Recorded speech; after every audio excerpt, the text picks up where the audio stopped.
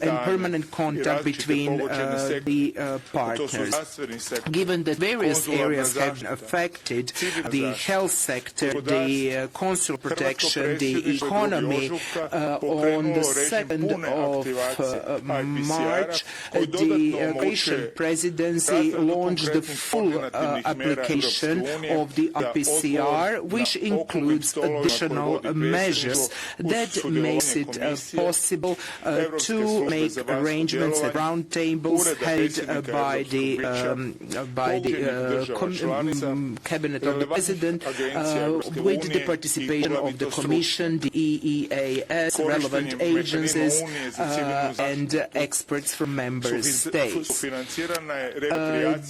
We have financed thus far repatriation of more than 500 citizens of the EU from the affected areas in China, and we are also coordinating the supply of urgent medical supplies for the third countries, and we gathered the information concerning the medical supply needs in the EU.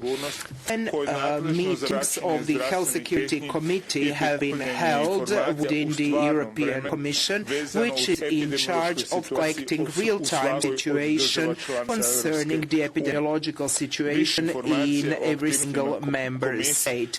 More information concerning the activities of the committee will be shared, I'm sure, by Commissioner Kyriakides. Please allow me to remind you that on February the 7th, the Croatian presidency organized high-level video conference where we had representatives of member states, of the European Commission and of the ECDC.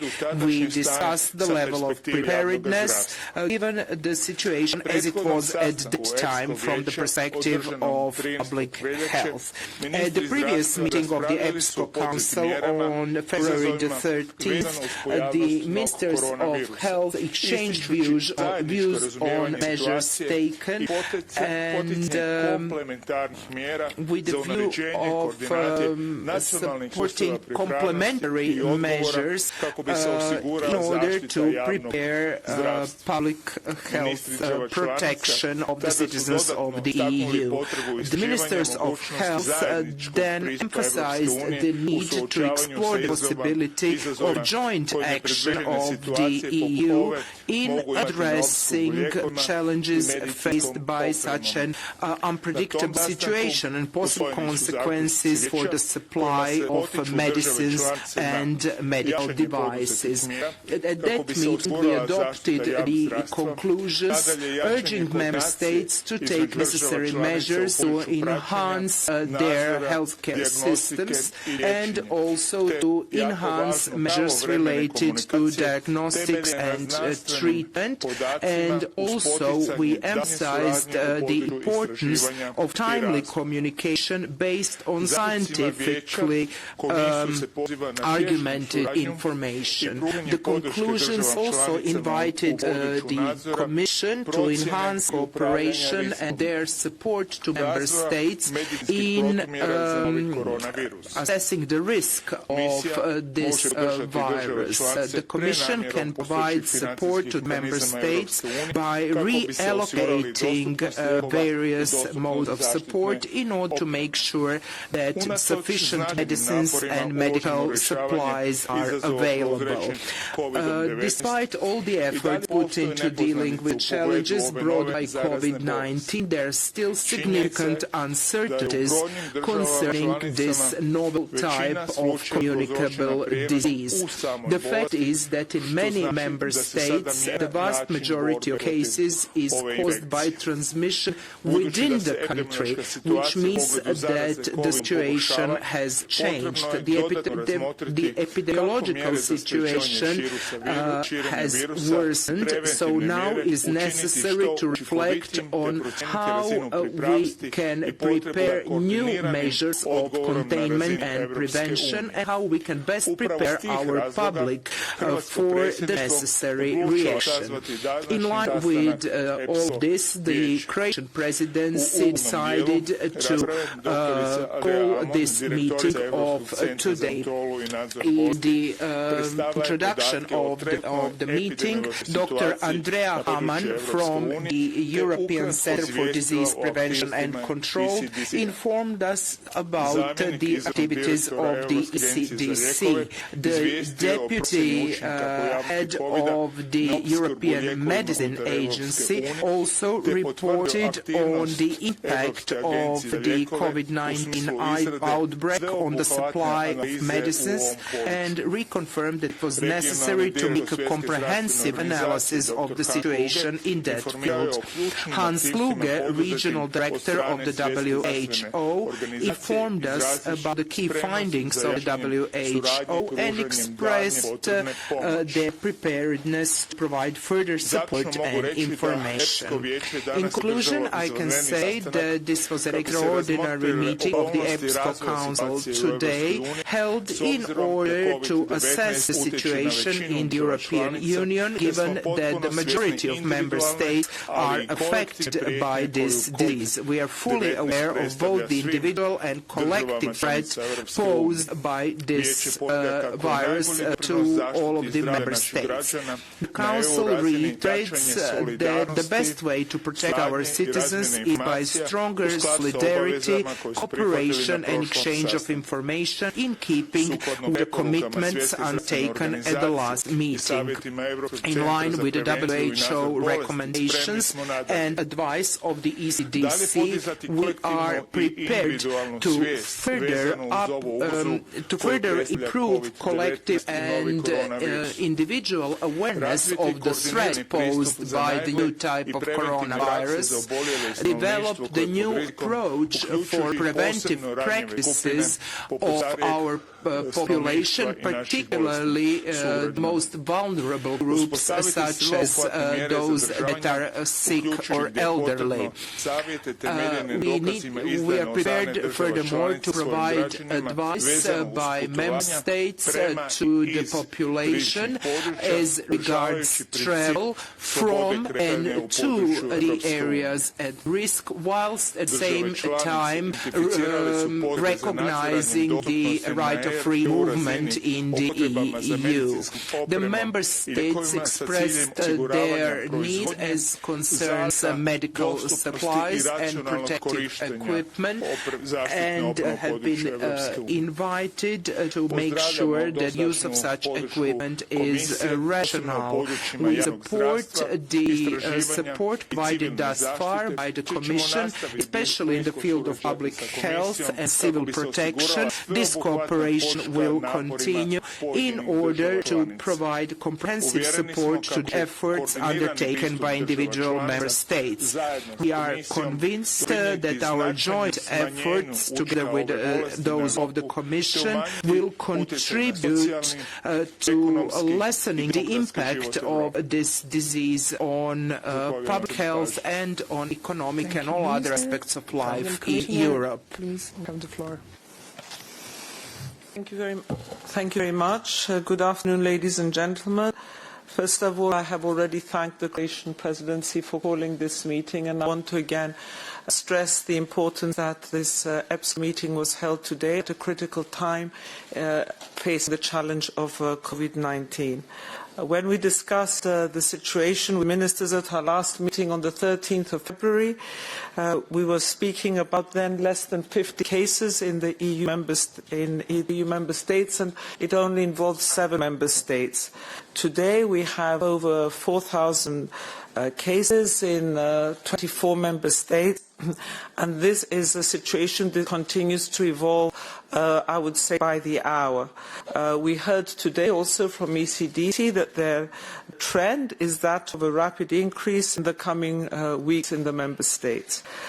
So when discussing COVID-19, we need to be aware that we are discussing a global threat, and that for this reason we have mobilized and are mobilizing all the means at our disposal in order to support member states. This virus is not only about health. It will affect, if not all, many of the sectors, from that of the economy to tourism, to migration, to transport. And this is for this reason that from the beginning of this week, although we had been working very closely together from the beginning of the past weeks, President von der Leyen on Monday brought together all the strands of action to ensure a very efficient and coordinated response, announcing the formation of the Commission's COVID-19 response team. And this was seen today and mirrored at the Council with the presence of Commissioner Lenarčič and Commissioner Breton and myself.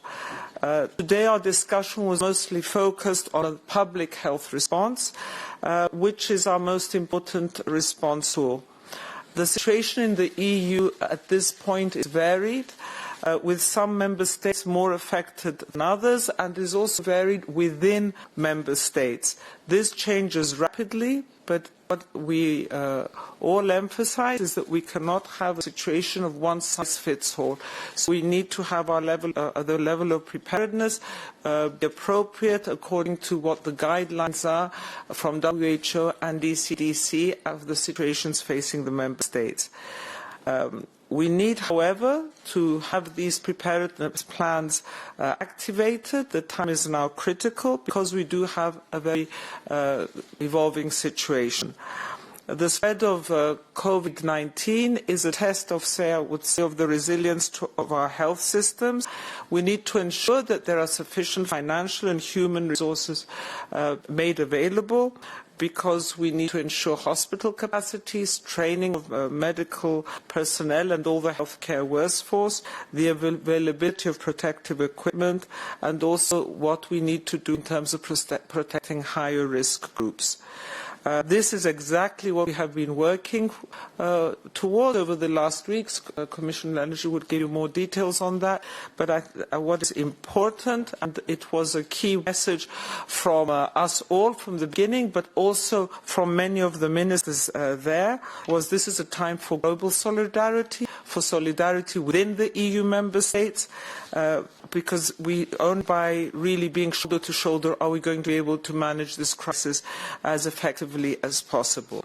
I would just like to touch on three key areas. First, the support on the ground, and here I want to refer to the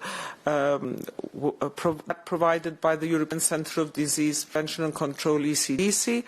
An ECDC response team is available. It has already gone out, as you know, to Italy last week when requested to Rome, and the second mission is departing to Greece within the next few days. So ECDC is available to give all the support needed to member states.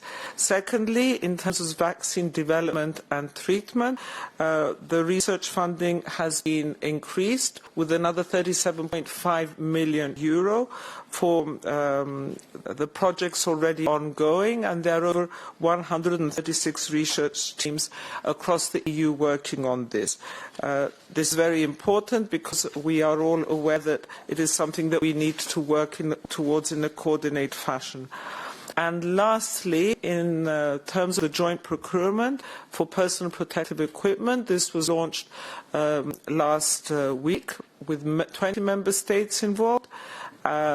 We hope to see to have the results of this on Monday, and we will be moving as quickly as possible with tangible results in the next few weeks.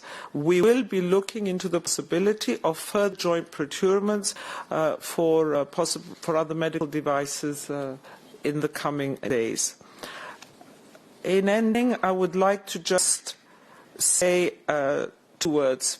First of all, to the European citizens, but everybody needs to be on board with this and also to undertake personal responsibility in following all the hygiene rules and others which WHO and ECDC are putting across. And I also want to take this opportunity to pay tribute to all the health professionals who are on the front line in all the member states and beyond dealing with this crisis. We need to remain calm. We need to remain focused. But the greatest strength that we all have as an EU is our solidarity, and we need to work together and work closely, because it is on this strength that we will be able to overcome these difficulties. Thank you for your attention. Thank you, Madam Commissioner. Commissioner Lenarčič, please, you have the floor. Thank you. Well, I also would like to welcome the fact that member states met again in the framework of an extraordinary meeting of health minister under Croatian presidency. After only 3 weeks since the previous meeting of this format, the fact is that in the meantime the situation has evolved, and there have been significant developments since then.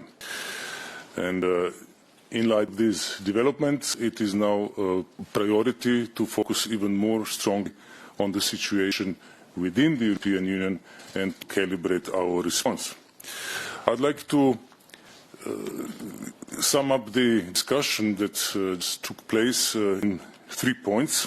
First of all, I think that the discussion among the ministers showed there is a very high degree of cooperative spirit among member states.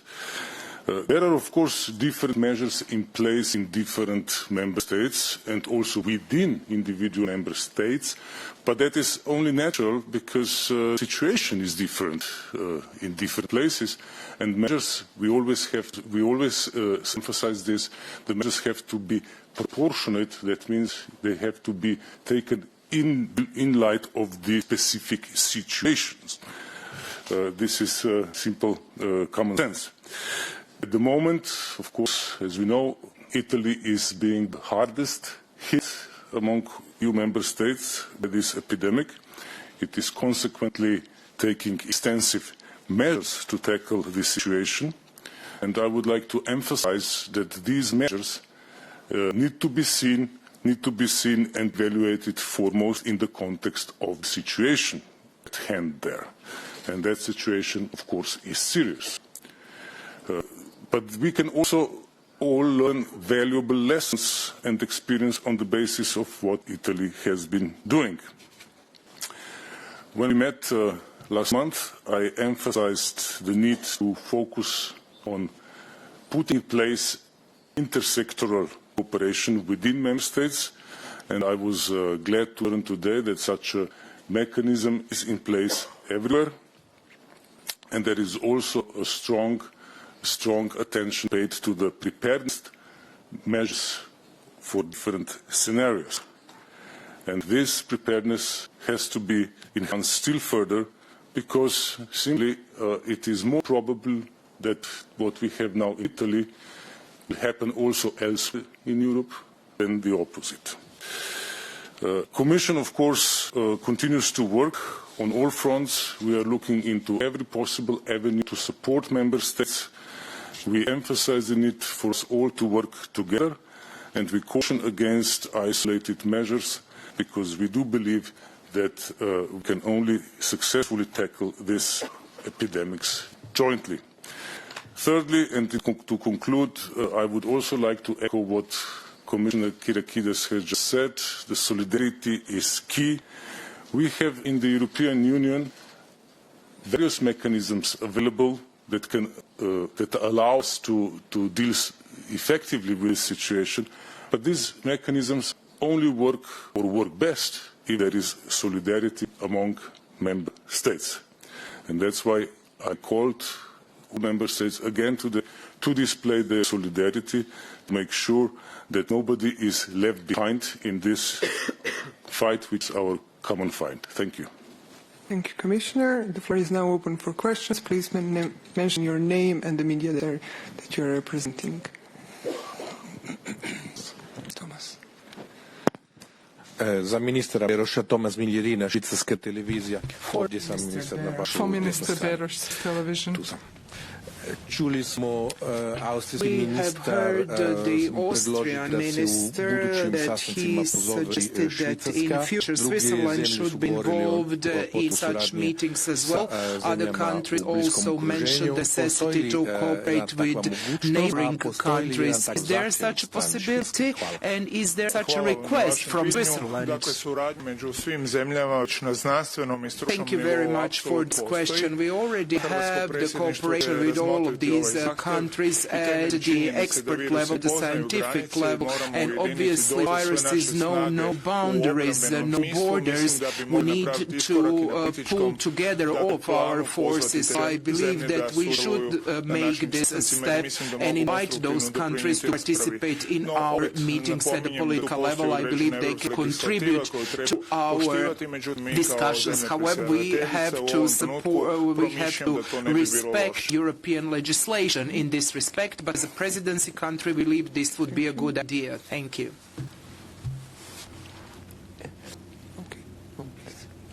Katamati de l'ARD allemande. So, continue in English. Sorry. So each member state is taking its own measures. So do you think that we should have a new legal basis, a change of the legal base that would enable the European Commission to take a set of mandatory measures so that we would be sure that each country has fulfills the list of mandatory measures, and that not each member state does or takes the decisions that it takes at its own will? Each member state is taking the measures that feels are appropriate for the situation that they find themselves in. All member states that at least we are in close contact with have looked at the ECDC risk assessment, which places which scenarios member states find them in. So we cannot expect all member states to be taking the same measures because they're not in the same situation. What we do need, and what I do emphasize again, is that we need closer collaboration and communication so that all these information reaches us and we're able to be aware what state of preparedness member states are in. Thank you. If I may add just one thing, so as we consider measures implemented by Croatia, which have yielded some positive results, I believe that a uniform concept might not be good, because there are very many specific features, starting from the organization of the national services in charge of these affairs. Some countries have national inspectorates, some others have some others. We also have different healthcare resources, different border situations. So it would be really difficult to have a unison defense project, if you wish, in this field. However, we do need to talk, to share experience, best practices, and thus come up with the best recommendations. And obviously, everybody will assess their own situation and decide on their own strategy. Oui, bonjour. Je suis là. Pascal Verdeau de la télévision France 3. France 3 television. This is a question for the Commissioner for Health. So, as you are a doctor to begin with, you have decided to adopt a more targeted message of prevention for the elderly. So my question relates to Italy, with the closing of schools in Italy. Often it's the grandparents who are going to be looking after their children who can't go to school because their parents, I guess, will be working.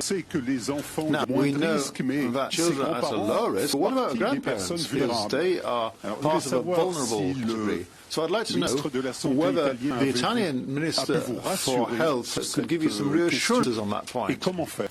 And what will one do? First of all, I'd like to say that I'm not a medical doctor. I'm a clinical psychologist, but I can answer this question, I think, because I think what is important is that what we see. First of all, what each member state is doing, they're taking the measures that they feel are appropriate according to the problem that they are facing at the time. And they have action plans, and which they have already activated, and according to the action plans are the measures that they take.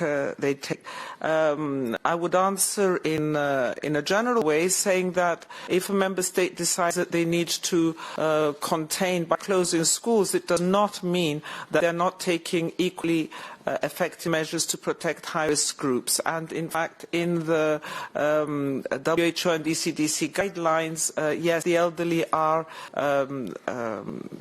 described as a high-risk group, so member states need to look at what measures are taken to protect the elderly. So there are a variety of measures that member states are taking, and I don't think we can see it as being exclusively one or the other. They may decide that they need to close schools for some reason, but that does not mean that they're not concurrently and in parallel also taking measures to protect high-risk populations, one of which is the elderly. Thank you. Javier Espinosa. Sorry, just... If you allow me just to add something to what the Commissioner said, in Croatia we pay particular attention to the elderly and people who are sick following the recommendations of WHO. We include specific elements in our daily communication with the media. For example, we call on the elderly to avoid using public transport at a time when it's frequent use, also to avoid going to grocery shops during the peak times. We also provided instructions on how to use medical resources, for example, by making appointments with their GPs rather than going and wait in the waiting rooms. So those are some specific measures for the elderly that are also included in the recommendations of the WHO, and they've transmitted regularly in Croatia. Javier Espinosa, Financial Times. Washington overnight has criticized countries like Germany for these sort of restrictions in exports when it comes to masks, and they're saying that now this shows that the U.S. is alone in tackling this crisis. Would you please just give us your reaction to that? And secondly, I know that you said that we're not in the business of changing the law and that each country is reacting according to how bad the situation is in each of the countries. But what incentives will you create so that countries cooperate more? It's easy to just say that you want them to do more, but what exactly are you going to do? On the first question, restrictions are possible under the treaty. They can be introduced temporarily under certain conditions, for instance, to ensure the protection of health and life. However, the Commission believes that such measures should be taken only in such a way they would ensure there would be material like personal protective equipment available to all citizens across the European Union on equal footing. We would not favor measures that would favor one member state at the expense of others.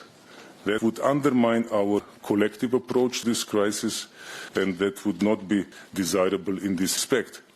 I can say that we have listened very carefully to some of the countries that have introduced some of those measures, and it is not a black and white picture.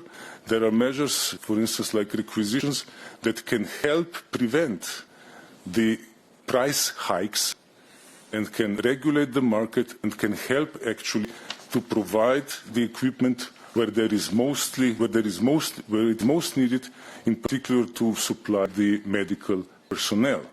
So these measures are possible, but we would support such measures in a sense that they would contribute to our common approach to this epidemic. On the second question, which was a new law or what, one has to bear in mind the treaty specifically defines the roles of member states and the Commission in areas like this one. It is the member states' competence. The Commission and the Union plays a supportive role, but of course the Commission will not hesitate to issue recommendations when it believes that it would be useful and necessary to do. Thank you. Thank you. If I may just add there. Thank you. First of all, Commissioner Lenarčič, analyze where we stand, but I wanted to just also share with you the presidency conclusions from today, where there's a very clear reference in that member states identify the need for European monitoring of the availability and needs of medical equipment and medicines, with the aim to secure production, stocking availability and rational use of protective equipment in the EU. So that's a very strong message of solidarity. And the second question that you raised was on law. No, it was not the law. It was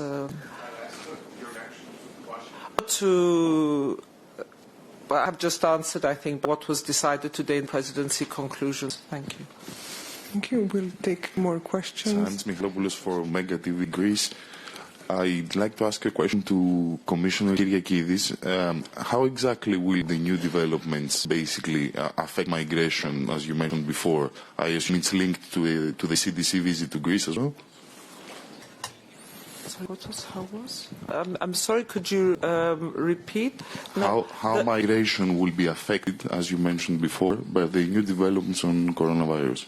The ECDC visit to Greece is not linked to migration. The ECDC visit to Greece was following a request by the Greek Minister of Health because of the increase that they have had there in the last few days. And as with other member states, ECDC has a response team, usually about 2 experts, who are able to go and see if the measures taken in any member state, both at points of entry and in other areas, are those that should be taken. So it was in that sense requested. Okay, thank you. Ivo Caisi, Corriere della Sera.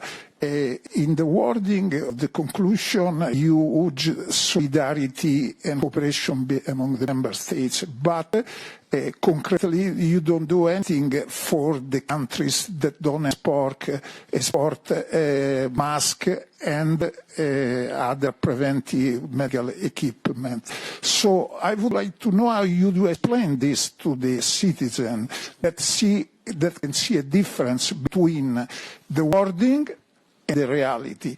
And a very quick question to the Presidency, if it's possible. We heard that the diplomatic representative of Croatia and Coreper is in quarantine, and after that the meeting has been cancelled. Can you update about the specific situation? Certainly, as we already said, we have to be fully transparent when it comes to our communications, but obviously the issues of health are not exact mathematics. We can always have some unexpected situations, and this is exactly the case here. Our permanent representative was in contact with a person who is suspected of having a coronavirus. So this is information that we received this morning during the meeting of our council. So this just corroborates the need to cooperate closely and share all the information. This is a novel virus, this is a new disease, and we should always emphasize the caution that is necessary. So our permanent representative undertook all the necessary epidemiological measures, and I'm sure that the same will be done with persons she was in contact with, and the situation will remain under control. We witness the spreading of virus day after day, and this is why we are here today. Concerning the personal protective equipment like protective facial masks and similar, there is a very specific situation in Europe. The stocks have not been high for the past couple of weeks or months to begin with, and now that the risk is higher in Europe, it is of course a natural reaction by individual member states to think first of their needs. We are tackling this situation in 3 ways. First, we are calling on solidarity in the sense that such equipment is transferred to places where it is most needed. Second, we are urging rational use of such equipment, as Commissioner Kyriakidis already mentioned. This is also in the conclusions of this Council today. And third, we have launched a joint procurement procedure. 20 member states take part in it. This procedure is underway. We expect early next week to receive first offers, and we'll take it from there. The Commission is working very hard in order to ensure sufficient supply of this material in Europe. Thank you, and this concludes our press conference. Thank you.